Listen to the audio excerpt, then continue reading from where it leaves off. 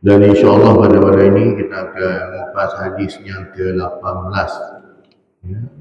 Tajuknya, setelah melakukan kesalahan disusul dengan kebaikan. Setelah melakukan kesalahan disusul dengan kebaikan. Jadi kita lihat pada matan hadis ini, An Abi Zarrin Jundub di Junadah wa Abi Abdurrahman Muaz bin Jabal radhiyallahu an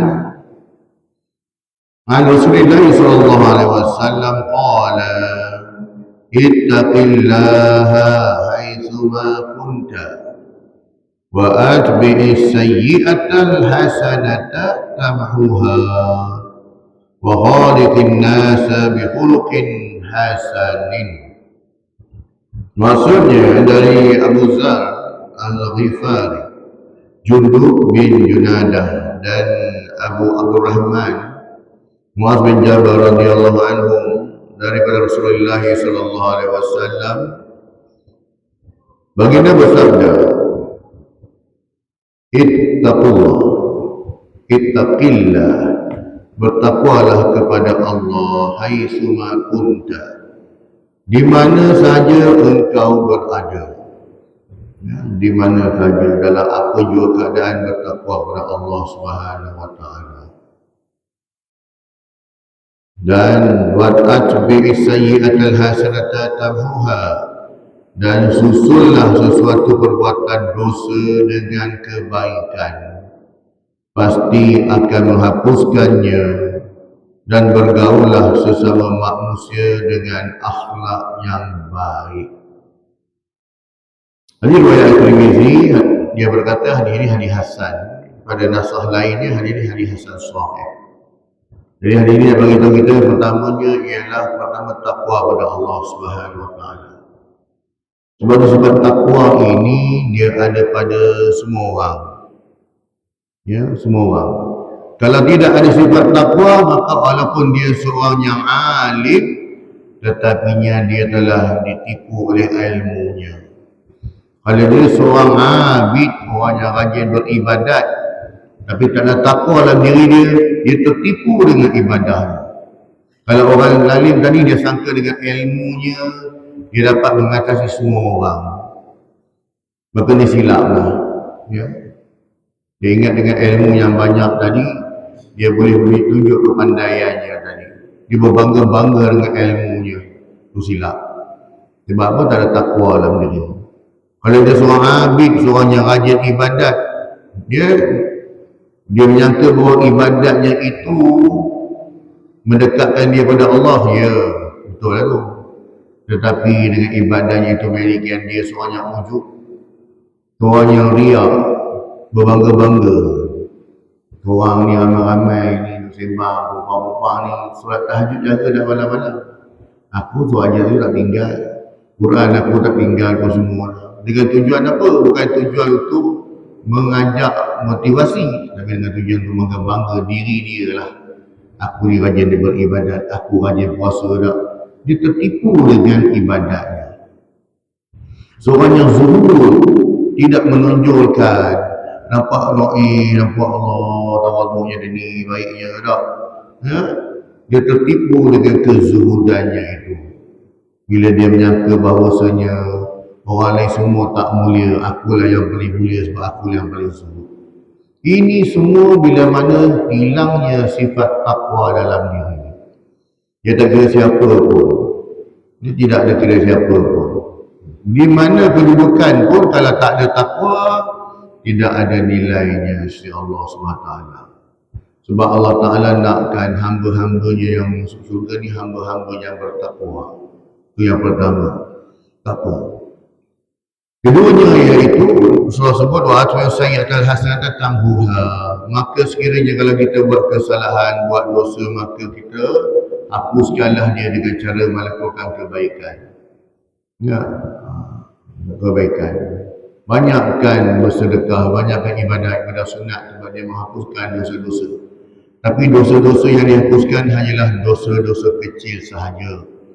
Adapun dosa-dosa besar seperti tak solat, seperti berjudi, minum arak, membunuh, berzina, semua perbuatan ini dia tak terhapus dengan amalan-amalan sunat tadi. Tetap kena bertaubat pada Allah, angkat tangan minta ampun, mengaku kesalahannya. Jangan buat lagi kesalahan tersebut. Ubah terus jadi orang yang baik. Tambah ilmu agama. Kena tambah ilmu agama. Ini dia. Dan juga sebut bergaullah dengan manusia yang berakhlak baik. Cari kawan-kawan yang dapat membimbing kita dekat kepada Allah SWT. Cari kawan-kawan kita yang dapat menegur kita sekiranya kita melakukan kesalahan. Kan? Orang yang dapat menegur dan membimbing kita. Orang macam ni boleh buat kawan. Yang mana dia berkawan tu tak ada kepentingan apa-apa pun, melainkan hanya kerana persaudaraan Islamnya itu. Makanya boleh buat kawan orang macam ni. Jadi bergaul. Sebab bila kita duduk dalam suasana yang baik, kita berkawan dengan orang-orang yang baik, insya-Allah kita yang tak apa nak baik ni pun akan berubah jadi orang baik. Ya. Belajar dengan orang mencintai ilmu, tak duduk bersama-sama dengan orang yang mencintai ilmu, duduk dalam majlis ilmu. Kita yang tak ada ilmu ni pun insya-Allah sikit-sikit Allah Ta'ala akan bagi kita ilmu. Akan dapat juga. Betul lah Allah sebut juga tak, iaitu ya, berkawan ini kawanlah kamu seperti mana, persahabatan ini seperti mana ya? Kalau kawan yang baik ibaratnya seperti kita berkawan dengan penjual minyak wangi. Kalau berkawan dengan orang yang buruk akhlaknya, ibaratnya seperti berkawan dengan tukang besi. Penjual minyak wangi ni walaupun kita bukan kita jual pun, kita berkawan dengan dia, singgah kedai dia dah, paling kurang dapat juga bau wangiannya itu. Dapat jugalah perfume-perfume yang terkini lah. Dia suruh test, kau pakai tengok, saya okey tak? Okey, cantik, sedap, wangi tak? Dapat juga tumpang wangi. Begitu juga kalau salah pilih kawan, berkawan dengan orang yang buruk akhlak, perumpamaan, umpamakan seperti tukang besi. Ya? Kita tak kipal pun besi tu, kita tak ketuk pun besi tu, tapi kita duduk dekat dengan dia, bara api, percikan api itu kena pada kita, kena pada kawan kita.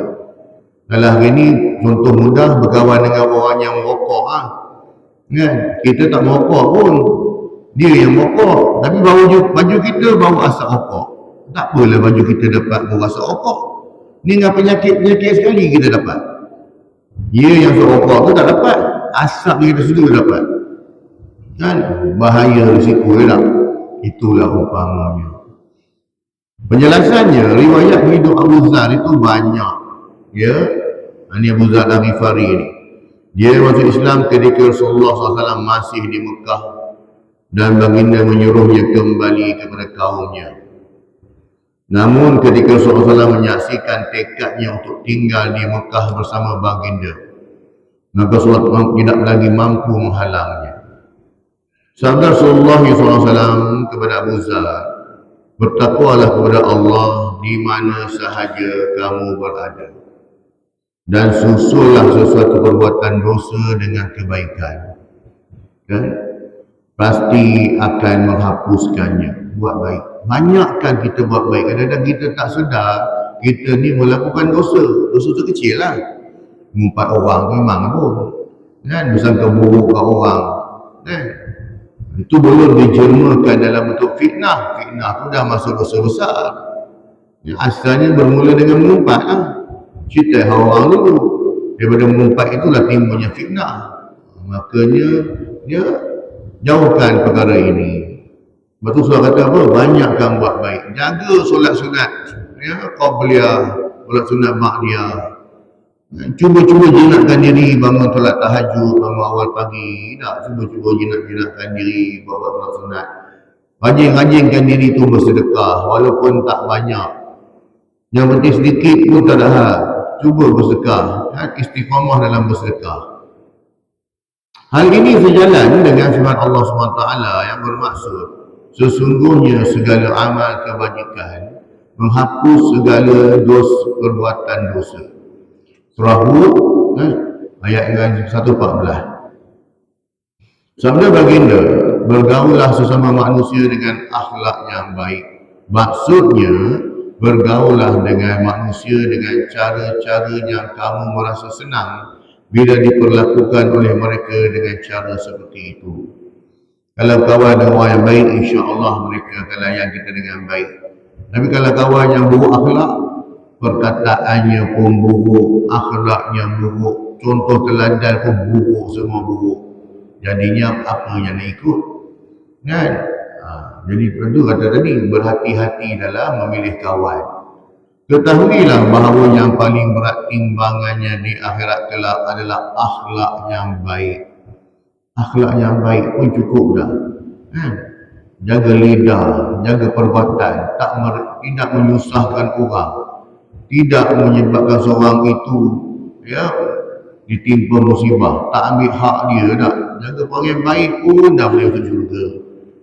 Sabda Rasulullah dalam sabda, sesungguhnya orang yang paling aku cintai di antara kamu dan yang paling dekat kepadaku pada hari kiamat ialah orang yang paling baik akhlaknya di antara kamu. Akhlak yang baik adalah sifat para nabi, para rasul dan orang-orang mukmin pilihan. Orang mukmin ni ramai dah orang yang beriman, tapi tak semua orang mukmin ni walaupun dia beriman akhlaknya baik. Jadi hati-hatilah. Sebab tu kata apa? Dia kata kalau kita seorang yang rajin beristiqamah melakukan kebaikan, rajin solat di masjid, rajin dengan kuliah, rajin semua rajin lah. Tetapi kalau lidah kita masih lagi mengucapkan perkataan-perkataan kotor, masih lagi mengumpat orang, masih lagi memfitnah orang, maka kita kena muhasabah diri kita balik lah. Apa salah aku ni rajin mari masjid, rajin dengan kuliah, perangai tak elok-elok lagi ni, apa salah? Cek balik lah. Jadi benda dia boleh diubah. Sikap tabiat ni boleh diubah. Kan? Dalam salah pun ubahlah. Banyakkan minta petunjuk kepada Allah, banyakkan minta nasihat daripada orang yang baik-baik, insya-Allah kita pun boleh ubah jadi baik. Perbuatan buruk hendaklah tidak dibalas dengan keburukan, tetapi dimaafkan dan diampuni serta dibalas dengan kebaikan. Sebab tu dalam hadis kursi, kita hadis kursi pun sebut ada satu bab kita tentang ni, memaafkan orang, memberi kemaafan. Ini tentang apa? Hadis yang ke-18. Jadi tengok pada hadis yang ke-19 ini tentang tajuknya mintalah tolong kepada Allah. Minta tolong kepada Allah. An Abi Abbas, Abdullah bin Abbas radhiyallahu anhuma qala kuntu khalfa Nabi sallallahu alaihi wasallam yawman faqala ya ghulam inni uallimuka kalimatin ihfazillaha yahfazuka ihfazillaha tajidhu tujahaka idza sa'alta fas'alillah wa idza ista'anta fasta'in billah wa'lam anna al-ummata law ijtama'at ala an yanfa'uka bi syai'in lam yanfa'uka illa bi syai'in qad katabahu Allah laka wa in ijtama'u ala an yadurruka bi syai'in lam yadurruka illa bi syai'in qad katabahu Allah 'alaika rufi'atil aqlam wa jaffatis suhuf rawahu at-Tirmizi wa qala hadithun hasanun sahihun wa fi riwayatin ghairi at-Tirmizi ihfazillahi tajidhu amamaka ta'arraf ila Allahi fir rahali ya'rifuka fi shiddati wa'lam annama akhta'aka lam yakun yusibaka wa ma asabaka lam yakun liyukhti'aka wa'lam anna an-nasra ma'a as-sabr wa anna al-faraja ma'a al-karbi wa anna ma'al usri yusra. Daripada Abdullah bin Abbas radhiyallahu anhuma, dia berkata, saya telah menumpang di belakang kenderaan Nabi SAW pada suatu hari. Maka dia bersabda, baginda Nabi SAW bersabda, Abdullah bin Abbas tumpang kenderaan Rasulullah lah. Sama ada seorang naik unta dia duduk belakang, naik kuda duduk belakang lah. Makanya Rasulullah pun berpesan kepada dia, wahai anak muda, ya ulam, aku akan mengajarkan kepada kamu beberapa kalimat. Iaitunya apa dia? Jagalah Allah, nescaya dia akan menjaga kamu. Apa maksud jaga Allah? Bukan suruh pergi jaga Allah, tak. Jaga perintah-perintah Allah. Allah suruh buat, kita buat. Allah kata jangan buat, kita tak buat. Menjaga Allah, iaitu jaga agama Allah. Ya, Allah tak perlu dijaga pun. Tapi Allah Ta'ala Rasulullah gunakan perkataan ini. Jaga Allah, jaga perintah-perintah Allah ni. Jagalah Allah, nescaya kamu akan mendapati dia di hadapanmu. Jika kamu minta, mintalah kepada Allah tanpa menggunakan perantaraan makhluk yang tidak hidup, sama ada yang telah mati ataupun makhluk-makhluk lain, dalam bentuk pohonan ataupun bentuk haiwan, apa tak boleh. Nak minta tolong kepada Allah lah. Jika kamu minta tolong, mintalah tolong juga kepada Allah. Rasul tak sebut langsung pun menggunakan perantaraan apa tak beritahu pun. Ketahuilah sekiranya semua umat berkumpul untuk memberikan kepadamu sesuatu keuntungan, maka hal itu tidak akan kamu perolehi selain daripada apa yang telah Allah Ta'ala tetapkan untuk dirimu. Kalau orang semua doakan kebaikan pada kita, bagi puji kita bagus, semua bagus-bagus, tapi kalau Allah Ta'ala kata engkau tak bagus, kau tetap tak bagus, dan sebab ada dalam kalangan manusia, orang-orang ni dia dipandang mulia, manusia pandang dia mulia, semua masa tengok dia mulia, tapi insya-Allah tak mulia pun. Kenapa jadi macam tu? Kan? Manusia semua kata bagus, jadi alhamdulillah, tapi insya-Allah tak bagus. Sebab adalah dosa yang dia buat, yang dia tahu perbuatan itu berdosa dan dia tidak bertaubat atas perbuatannya itu. Dalam hadis lain disebutkan seorang lelaki yang datang mengerjakan buat haji di hadapan Kaabah, dia minta ampun pada Allah, dia minta Allah Ta'ala rahmati dia, minta macam-macam, menangis di depan hadapan Kaabah ni, tapi Allah tak pandang pun dia, tak tengok pun dia. Pelik juga tak? Sebab apa? Sebab dia memakai pakaian daripada sumbernya halal. Wa libasul haram wa ta'amu haramun. Ya, dia memakai pakaian daripada sumbernya haram, dia makan daripada sumbernya haram, dia minum daripada sumbernya haram. Bukan dia minum haram, sumbernya. Kalau sebut sumber tu macam mana? Sama ada dengan cara dia mencuri, atau dia makan rasuah, ataupun dia merompak.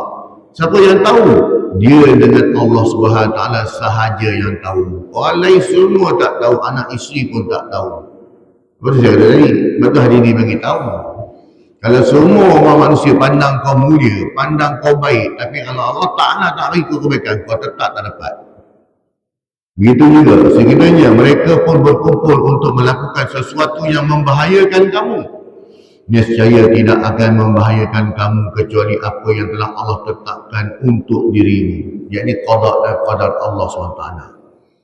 Kalau ketetapan Allah tu dah tetapkan, kalau kena juga. Kecuali kalau kita seorang rajin berdoa, ya Allah jauhkanlah aku daripada bala bencana, jauhkanlah aku daripada musibah, jauhkanlah, minta pada Allah, insya-Allah. Kalau Allah kata tak ada, tak kena. Segenap pena telah diangkat, rufi'al qalam, ya, segenap pena telah diangkat dan lembaran-lembaran telah kering. Ya, maksudnya keputusan tu Allah Ta'ala dah buat dah. Yang diangkat pena ini kepada 3 orang. Yang pertama, orang yang gila, tak ditulis dosa ke atas dia. Orang yang junun, ya. Kemudian orang yang pengsan pun tak diangkat. Diangkat pena, tak ditulis. Dan orang yang nisyan, orang yang lupa. Ya, orang yang lupa, dia terlupa tak. Sedar-sedar, ya Allah, tak sembahyang asar lagi rupanya, ya. Sudah 8 baru sedar tak sembahyang asar. Dia sibuk buat apa tau. Kan? Maka ketika itulah waktu asar dia. Qada balik Ya, begitu juga orang yang tidur tak. Tidur kedua, Allah dah pukul 9 pagi tak sembahyang subuh lagi. Tak, itulah waktu subuh dia. Ketika Rasulullah pernah dengan para sahabat berjaulah, penat sangat sampai tertidur seorang pun tak sedar. Ya, sudah matahari dah terbit. Ya, sahabat kata, ya Rasulullah, macam mana cerita ni? Kita tak boleh subuh lagi ni. Hai, Rasulullah pun melambat juga. Ya. Ya. Kan? Maka Rasulullah kata apa? Inilah waktu subuh kita buat. Bukannya tiap-tiap hari. Ini Rasulullah tu, setiap apa yang berlaku pada Rasulullah tu hukum untuk mengajar kita lah. Maksudnya adalah benda tu. Ya, istilah boleh kodok tu adalah. Nak bagi tahu yang tu je. Ya, bukan Rasulullah tidak biar tunggu, orang lambat. Satu tu peristiwanya pun sebagai pengajaran pada kita. Hadis ni diriwayatkan Tirmizi. Dia berkata hadis ini hadis hasan. Pada lafaz lain hadis ini sahih. Dalam riwayat selain daripada Tirmizi, dia ada tambahan lagi tak? Dia ada sedikit perubahan sikit lah. Hendaklah kamu selalu mengingat Allah, pasti kamu mendapatinya di hadapanmu. Hendaklah kamu mengingat Allah di waktu lapang, yakni waktu senang. Niscaya Allah akan mengingat kamu di waktu sempit, ketika kita susah. Ketahuilah bahawa apa yang semestinya tidak menimpa kamu, tidak akan menimpa kamu. Dan apa yang semestinya menimpamu, tidak akan terhindar darimu. Ketahuilah sesungguhnya kemenangan itu berserta menyertai kesabaran. Dan sesungguhnya kesenangan itu berserta menyertai kesusahan. Dan kesusahan itu ada kemudahan. Fa inna ma'al usri yusra. Inna ma'al usri yusra. Allah ulang 2 kali. Ya, bersama kesusahan itu ada kesenangannya. 2 kali Allah ulang. Maka apa cara kita mengatasi? Dengan penuh kesabaran. Ditimpa ujian, sabar dan redha. Maka kita akan ada kesenangan di situ. Pertamanya pahala sabar memang dapat dah. Janganlah kita risau ada bimbang. Penjelasannya, riwayat hidup Abdullah bin Abbas sudah banyak diketahui. Nabi SAW mendoakannya dengan sabdanya, Allahumma ja'al faqihu fid din wa alim ta'wil. Ya Allah, jadikanlah dia faham tentang agamanya dan ajarkanlah kepadanya penaksiran Al-Quran. Betul antara Ibnu Abbas ini, Abdullah bin Abbas lah. Siapakah Abbas? Abbas ini pakcik Nabi. Bapa saudara Nabi lah, Abbas bin Abdul Muttalib. Ya. Nabi juga mendoakannya agar diberi hikmah 2 kali.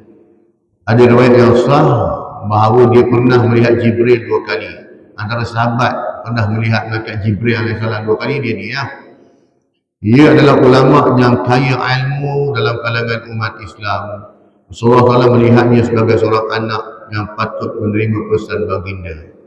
Ya, satu ketika Rasulullah, dia datang jumpa Rasulullah, dia dengan ayah dia jumpa Rasulullah. Dia tengok Rasulullah sedang bercakap dengan seseorang. Maka ketika ayah dia dah sampai pada Rasulullah, dia kata, ya adik dia. Rasulullah tengah bercakap pun. Cakap apa benda yang tengok dia tak ada siapa. Kau cakap dengan dia. Ya? Nanti biar dulu. Jadi bila mana Rasulullah dah kena dah, orang tu dah pergi, baru dia ajak ayah dia pergi, ayah jom pergi Rasulullah. Jadi yang pak dia ni tak apa nak hati nak confirm balik lah. Kan? Ya Muhammad, betul ke si Abdullah ni tengok engkau bercakap dengan seorang tadi?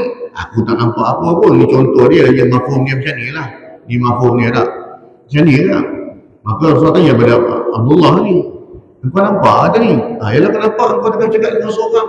Kau nampak itulah Jibril alaihissalam. Ya. Jibril alaihissalam. Ya. Nabi SAW bersabda kepadanya, jagalah Allah, nescaya dia, yakni Allah Ta'ala akan menjaga kamu. Maksudnya hendaklah kamu menjadi orang yang taat kepada Tuhanmu, melaksanakan semua perintahnya dan menjauhi semua larangannya. Ini maksud jagalah Allah tadi. Ya.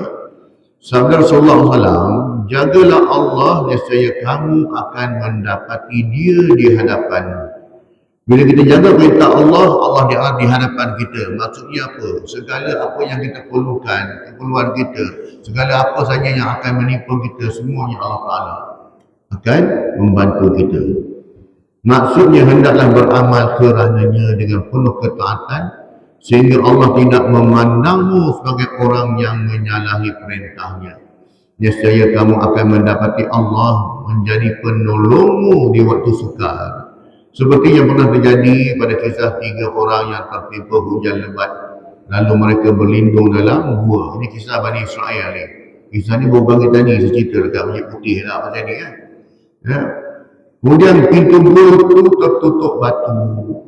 Ketika itu mereka berkata kepada sesamanya, ingatlah kebaikan yang pernah kamu lakukan. Lalu memohonlah kepada Allah dengan kebaikan itu supaya kamu diselamatkan. Kemudian masing-masing menyebut kebaikan yang pernah dilakukan. Maka batu penutup gua itu kemudian terbuka. Lalu mereka dapat keluar. Kisah mereka ini popular dan terdapat pada hadis sahih. Ya. Walaupun di kisah Bani Israel. Kisah 3 orang tadi itu tak. Makanya walaupun dia ni dah berlaku pada zaman dulu, tapi dia adalah hadis-hadis sahih. Jadinya apa tuan-tuan? Lakukan kebaikan. Ya. Bertawasul dengan kebaikan yang kita buat. Sabda Nabi SAW, jika kamu minta, mintalah kepada Allah. Jika kamu minta tolong, mintalah tolong juga kepada Allah. Ini Rasulullah cakap. Dalam Quran juga disebutkan, ud'uni astajib lakum, minta kepada aku, yakni Allah Ta'ala. Maka Allah Ta'ala akan mengabulkan doa kita. Ini Rasulullah sebut 1,400 tahun lebih dah. Nak beritahu pada umatnya, jangan menggunakan perantaraan makhluk-makhluk yang tak mampu nak beri apa-apa kepada kamu. Ya, jangan dilarang keras. Sama ada pada kuburan, kubur orang soleh ni, pergi cari mana-mana kubur orang soleh. Ni kubur wali ni. Maka pergi doa dekat situ, minta wali tu. Minta tunaikan hajat kita. Tak boleh. Dia dah meninggal dunia, urusan ini dengan Allah Ta'ala. Kita pun tak tahu. Mungkin pada pandangan manusia, ya, dia seorang yang baik. Tapi di sisi Allah Ta'ala, kita tak tahu apa kesudahan dia. So, minta dengan siapa? Bertawasulah dengan orang-orang soleh, orang-orang yang baik-baik, yang mereka amal soleh boleh minta. Bertawasulah dengan nama-nama Allah Al-Asma'ul Husna. Ya Allah, Ya Rahman, Ya Rahim. Allah Ya Karim, Allah Ya Ghafir, Ya Ghaffar, Ya Ghani. Minta. Gunakan nama-nama Allah ni. Ya. Dan juga bertawasul dengan amal kebaikan kita. Sepertinya dalam kisah 3 pemuda Bani Israel tadi yang terperangkap dalam gua. Itu hujahannya. Jadinya jika kamu minta tolong, mintalah tolong juga kepada Allah. Ya, memberikan petunjuk supaya bertawakal kepada Allah. Tidak bertuhan kepada selainnya. Tidak bertuhan kepada selainnya. Tidak menggantungkan nasibnya kepada sesiapa pun, baik sedikit ataupun banyak. Tidak meletakkan sesuatu kepada makhluk lain, yang mana makhluk itu pun tak dapat memberi apa-apa pun. Allah berfirman dalam surah At-Talaq ayat ketiga, A'udzubillahi minasyaitonirrajim. Wa man yatawakkal 'ala Allah fa huwa hasbuh. Yang mana kita panggil juga ayat 1000 dinar kan. Dan barang siapa bertawakal kepada Allah, maka Allah pasti akan memberinya kecukupan.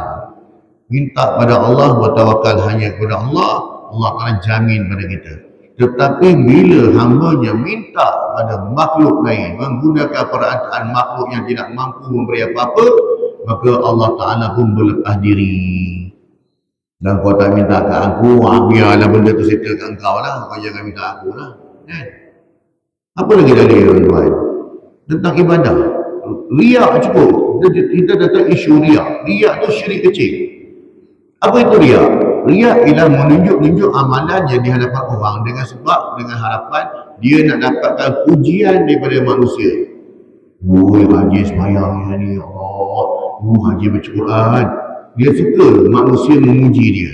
Timbul perasaan dia nak menunjuk lagi dalam ibadah. Orang yang macam ni, di akhirat esok, apa Allah Ta'ala buat?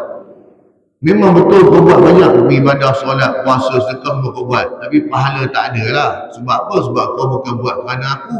Kau buat sebab kerana manusia nak puji kau. So kau pergi minta pahala pada orang yang mana puji kau tadi. Siapa nak bagi tuan? Hari akhirat siapa nak bagi? Satu pahala kau orang berkira. Ya, inilah rugi orang yang riak. Hanya dapat pujian manusia, tapi si Allah tak ada nilai langsung. Berapa besar pergantungan seseorang kepada selain Allah, baik dalam hatinya maupun dalam angan-angannya, maka sebesar itu pula ia telah menjauhkan diri dari Allah Ta'ala. untuk bergantung pada sesuatu yang tidak kuasa memberinya manfaat atau kerugian. Begitu juga takut kepada selain Allah. Sebab tu dah tak perlulah kita menggunakan hujah yang mana kaul-kaul orang-orang tertentu yang menghalalkan boleh, bukan tak boleh tuan-tuan. Yang penting kita jangan letakkan dia ni memberi. Jangan duk membodohkan orang macam tu. Sebab nak sebut Rasulullah tadi, tidak ada perantaraan, minta tu kepada Allah. Ya. Jangan kita letakkan kedudukan dia macam tu. Sampai kadang-kadang disebut, siapalah kita tuan-tuan nak minta tu kepada Allah. Kita minta ni, kita ni hamba yang berdosa. Jadi kena carilah kubur-kubur orang ni nak minta apa ni. Siapa cakap? Betul dalam Quran punya banyak uslub-uslub doa. Rabbana atina fid dunya hasanah. Wahai Tuhan kami, datangkan kepada kami dunia, kebaikan di dunia. Wa fil akhirati hasanah, dan juga di akhirat juga kebaikan. Itu sebut-sebut. Allah ajar siapa tu? Kalau kita lah. Kan? Rabbana zalamna anfusana wa illam taghfir lana wa tarhamna lakunanna minal khasirin. Ni doa ni, usul doa ni. Allah suruh ajar siapa ni? Kita lah. Betul? Kenapa kita pula pandai-pandai meletakkan siapalah saya untuk minta tahu kepada Allah. Saya ni hamba yang berdosa, sebab tu tak layak. Apa cakap? Sebab Allah tahu kita ni hamba yang berdosa lah. Allah suruh minta ampun dekat dia.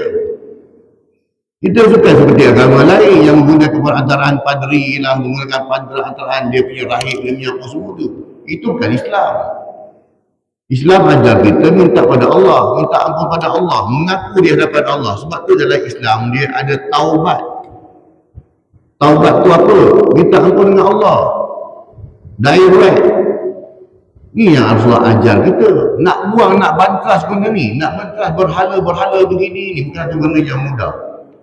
Jangan kita sangka bahawasanya dalam Rasulullah tu cabarannya hanya berhala Lata, Uzza, Manat, Usta. Itu bukan. Itu berhala yang nampak. Tapi bila mari akhir zaman, berhala yang tak nampak. Dalam bentuk-bentuk macam ni, pergi cari pokok, pergi cari bulu, pergi cari mana keramat. Kan? Dengan tujuan apa? Dengan tujuan nak minta sesuatu, hajat sesuatu. Dan kita kembali balik pada zaman jahiliah dulu. Rasulullah jenuh nak bantras benda ni. Mari akhir zaman buat lagi perangai orang jahiliah pula. So, apa kesannya? Rugi kita tak? Sedangkan Rasulullah dah bagi tahu dah benda ni. Dalam hal ini Rasulullah menegaskan dengan sabdanya, ketahuilah sekiranya semua umat berkumpul untuk memberikan kepadamu sesuatu keuntungan, maka hal itu tidak akan kamu perolehi selain dari apa yang sudah Allah tetapkan untuk dirimu. Kalau banyak tu dapat, banyak tu saja dapat. Dia tak lebih tak kurang pun. Begitu juga pula dalam hal kerugian. Nescaya tidak akan membahayakan kamu kecuali apa yang telah Allah tetapkan untuk dirimu. Inilah yang disebut iman kepada takdir. Akhir zaman kita nak beriman pada qada dan qadar ni agak susah juga. Kalau iman yang nipis ni, dia susah. Kalau tak dididik iman, beriman kepada qada dan qadar, makanya susah kita. Sebab apa tuan-tuan? Atas dasar kejahilan tadi, sebab tidak ada ilmu, maka dia menolak qada dan qadar. Ya? Menyalahkan takdir, menyalahkan kenapalah aku jadi macam ni, kenapa macam ni. Tak, bukan macam kenapa tak kenapa. Setiap orang dia ada jalan dia sendiri. Setiap orang dia ada laluan dia sendiri. Dia ada dia punya perjalanan hidup dia sendiri. Tak sama. Perjalanan hidup saya dengan tuan-tuan pun tak sama. Lain cerita. Dan setiap orang cabarannya pun berbeza. Terutamanya para Nabi, lagi hebat cabaran mereka.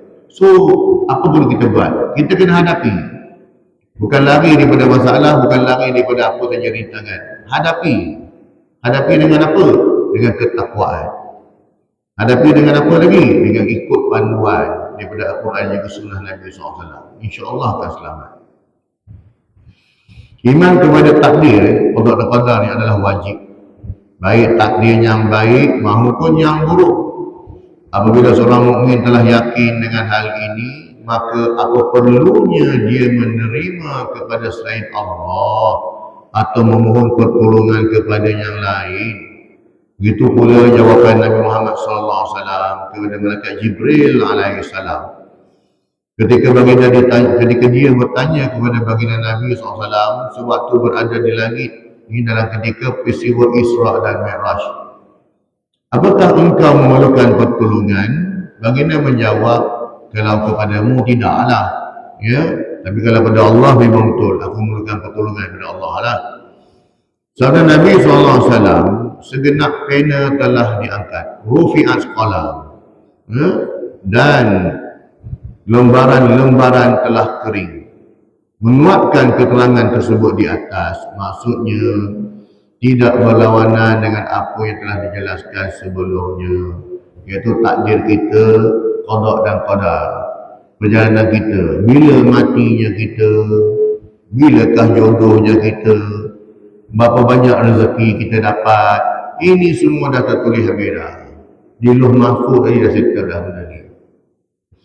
Ketika roh ditiup ke dalam janin, dalam perut mak kita tu, ketika roh dimasukkan, ketika itulah kita punya rezeki, ajal kita, semua dah ditetapkan siap. So, kita cuma menghadapi saja hari ini perjalanan hidup itu. Jadinya, sebab tu ya, kenapa boleh muncul golongan Qadariyah, Jabariyah yang menolak takdir, yang menafikan takdir, yang menyerah bulat-bulat pada takdir. Boleh ada dia, fahaman Qadariyah, Jabariyah ni. Sebab apa boleh wujud fahaman gini? Ya, sebab dia kata apa? Aku ni kalau dah jahat, kalau Allah Ta'ala kata aku ni ahli neraka dah aku, buat baik pun tak guna. Okey, tu kita tanya balik pada dia. Mana kau tahu kau ni ahli neraka ke ahli syurga? Kau dapat maklumat dari mana? Ada malaikat bagi tahu ke? Sedangkan malaikat pun tak tahu perjalanan hidup kau ni. Yang tahu hanya Allah SWT sahaja. Kan? Sebab tu kadang-kadang orang dia macam dia meletakkan nasib diri dia. Kita ni kalau dah jahil tu jahil jugalah. Belajarlah macam mana pun tak ada nak pandai-pandainya. Kan? Itu menyerah bulat-bulat tadi salah tu. Cara nak dapat ilmu, belajar ni dengan cara berbagai lah. Kalau usia kita dah tua lanjut macam ni tak, dengan cara menengah kuliah paling kurang dapat juga apa amalan. Ustaz tu cakap macam ni, kena ikut dah. Tak dapat banyak sikit. Yang kita dapat sikit pun kita amalkan, insya-Allah lekat dalam diri kita. Kan?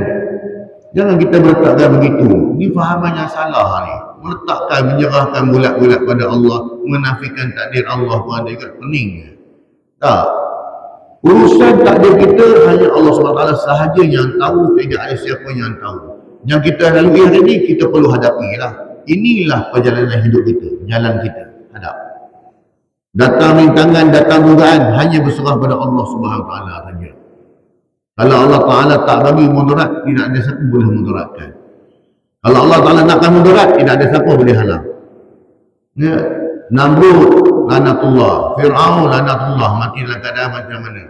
Umur yang panjang, orang tak nak mati. Lalah Namrud, siapa yang bunuh dia? Nyamuk. Siapa nyamuk yang bunuh? Fir'aun, yang hebat dengan bodyguard kiri kanan semua jaga dia. Lalah mati yang dia, mati lemah ya pun. Tak ada siapa boleh tolong dia. Itu tunjuk Allah Ta'ala tunjukkan. Hebat kau macam mana pun, kalau aku bagi kau mati nak kena hina, kau tetap hina walaupun kau duduk dalam istana. Ini kira siapa pun. Ya, inilah keimanan. Orang kata keimanan berqada dan qadar. Dan ini yang dibawa oleh Sunnah Al-Jamaah. Al-Jamaah macam inilah. Inilah kalau kita punya sifat 20 orang tu ada. Ini yang juga dimasukkan. Ya, cuma jangan dicemari lah. Dan usul-usul akidah sifat 20 yang kita baca ada. Maka jangan dicemari benda ni dengan perkara-perkara yang mengarut-ngarut. Ya, benda dah murni, dah cantik dah pun. Jangan diusik-usik lagi dah. Follow benda macam ni. Sebab setiap apa dalam bab akidah, dalam fiqh baik, tasawuf baik, semuanya berasal bersumber pada Al-Quran juga As-Sunnah. Kemudian Nabi SAW sebut lagi, ya. Kemudian sabda baginda, ketahuilah sesungguhnya kemenangan berserta kesabaran dan sesungguhnya kesenangan berserta kesusahan dan kesusahan itu ada kemudahan. Maksudnya baginda mengingatkan kepada manusia di dunia ini, terutama yang orang-orang saleh, bahawa mereka itu selalu dihadapkan kepada ujian dan cubaan sebagaimana firman Allah SWT dalam surah Al-Baqarah ayat 155 hingga 157. وَلَنَبْلُوَنَّكُمْ بِشَيْءٍ مِّنَ الْخَوْفِ وَالْجُوعِ ونقص من الأموال والأنفس والثمرات وبشر الصابرين الذين إذا أصابتهم مصيبة قالوا إنا لله وإنا إليه راجعون أولئك عليهم صلوات من ربهم ورحمة وأولئك هم المهتدون. Sungguh kami pasti memberi cubaan kepada kamu sekalian dengan sesuatu berupa rasa takut, al-khawfu wal-ju', kelaparan, wa naqsi minal amwal, berkurangnya harta, wal anfusi was samarat, jiwa dan juga buah-buahan. Allah uji kita dengan perasaan ini. Takut, perasaan lapar, berkurangnya harta, kematian dan juga makanan. Dan gembirakanlah orang-orang yang bersabar, iaitu mereka yang bila ditimpa musibah mereka berkata inna lillahi wa inna ilaihi raji'un. Sesungguhnya kami semua adalah milik Allah dan sungguhnya kepadanya lah kami kembali. Mereka itulah orang-orang yang mendapat limpahan kurnia dan rahmat dari Tuhan mereka, dan mereka itulah orang-orang yang mendapat petunjuk. Firman-Nya lagi, innama yuwaffas sabiruna ajrahum bighairi hisab. Sesungguhnya orang-orang yang bersabar itu pastilah dipenuhi pahala mereka tanpa batas. Surah Az-Zumar ayat 10. Ingat tuan-tuan, takdir Allah, qada dan qadar Allah kita hadapi dengan kesabaran. Musibah khususnya sabar dan redha. Apa ganjarannya? Ini yang Allah sebut dalam surah Az-Zumar tadi. Sesungguhnya orang-orang yang bersabar itu pastilah pahalanya dipenuhi tanpa batasan. Maksudnya tak ada satu nilai ukur bagi pahalanya. Banyak jemaah dapat 27, nampaklah ada 27 ganjaran. Buat mana macam dapat pahala macam ni. Tapi pahala orang yang bersabar ini, kalkulator pun tak boleh nak baca lah. Punya tinggi nilai sabarnya itu penting. Siapa sabar, berakhlak baik, insya-Allah dapat syurga Allah Taala. Wallahu a'lam. Tuan-tuan, jadi alhamdulillah kita selesai mengupas pada hadis yang ke-18 dan ke-19. Insya-Allah pada kuliah akan datang kita akan mengupas pula pada hadis yang ke-20, iaitu milikilah sifat malu.